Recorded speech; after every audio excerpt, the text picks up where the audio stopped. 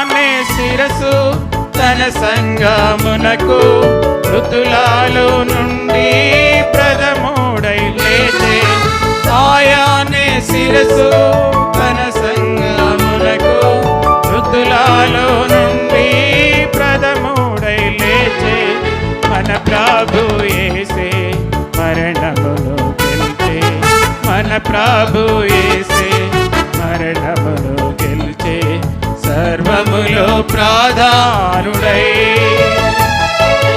సర్వములో ప్రాధానుడై యేసు ప్రభా